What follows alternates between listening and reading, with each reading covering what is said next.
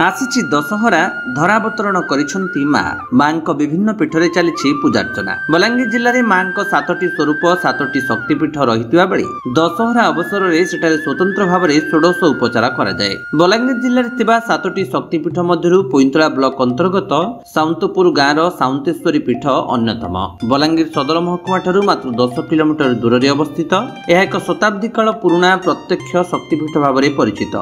मां साउंतेश्वरी एठारे पूजा पाती। दशहरा पर्व समय साउंतेश्वरी देवी स्वतंत्र षोडश उपचार बा 16 पूजा करा जाय थाए। साउंतेश्वरी देवी होउछंती अष्टभुजा दुर्गा स्वरूप। भुवनेश्वरी मंत्ररे मां को आराधना हुए। तांकर कहिबा अनुसार मूलाष्टमी ठारू आरंभ होई प्रथमाष्टमी पर्यंत 16 दिन पई 16 पूजा चली थाए। एही समय अन्न सहित माछ भजा भोग आकार रे चढ़ा जाय थाए। महालया पूर्व दिन मांकर छतर यात्रा आयोजन होई थाए। साउंतपुर पाखरे थिबा रीनबचन गां को मंदिर छतर जाय थाए। छतर यात्रा परे मांकर बॉयल यात्रा अनुष्ठित हुए। एही बॉयल यात्रा देखिबाकू हजार हजार संख्यार भक्तों समागम होइथाए। संबलपुर नुआपड़ा कलाहांडी बौद्ध एभଳି विभिन्न अंचलरू भक्तों समागम होइथाए।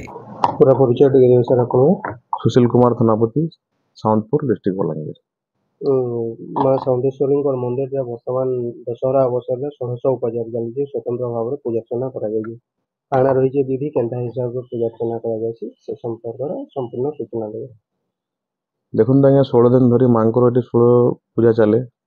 विधिवत हिसाब से सब सेवायत मैंने रहती और नीतिकांत हिसाब से पूजा पाठ ये हुए।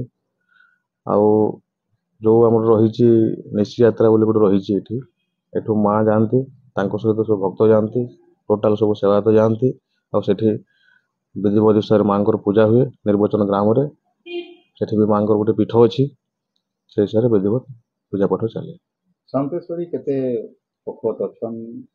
ये तो बहुत पुरातन मंदिर आम जानू अजा पुणिया से मैंने जानी थे।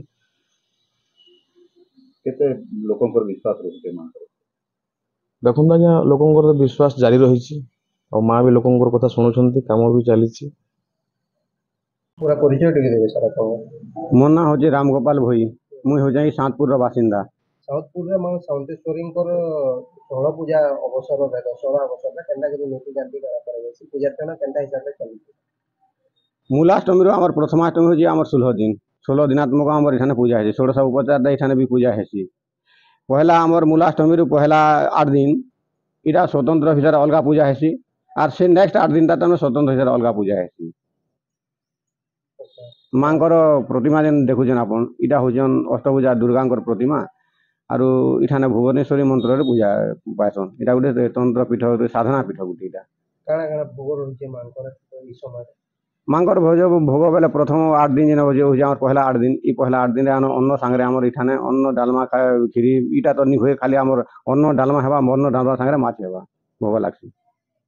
ई पूरी मिष्टान्न भोग लागसी से 8 दिन अन्न भोग नि लागे सेटा खाली भोग जेन अन्न रंधा हेबा खाली स्वतंत्र हिसाब से सेवक मानकर लागे प्रसाद पावा ले खाली रंधा है। केते पुरना मंदिर इटा मंदिर आज्ञा 723 ख्रीष्टाब्द रे मंदिर इना भांगी बोलिक आम आर्कोलॉजी डिपार्टमेंट स्वतंत्र डिपार्टमेंट भुवनेश्वर रिपोर्ट से आम जो सुपरिटेडेंट मागिलु से बोले आम बाबू जिन मंदिर भग्नावशेष से दिन रिपोर्ट दूँ आगे तो आम निन आर से रिपोर्ट देले बोले आमर इन लोकर कहबार हिसाब से जिते लोक कला जो यहाँ चली लोक प्रथा जिते भी चली से कहते कि ये आगुरी सामंत माने वंशधर मैंने ये रोकते सामंतर प्रथा जिते चली और से टाइम देवी के स्थापन करते सामंत मान से दिन देवी ना भी साउंत और गाँ ना भी साउंत।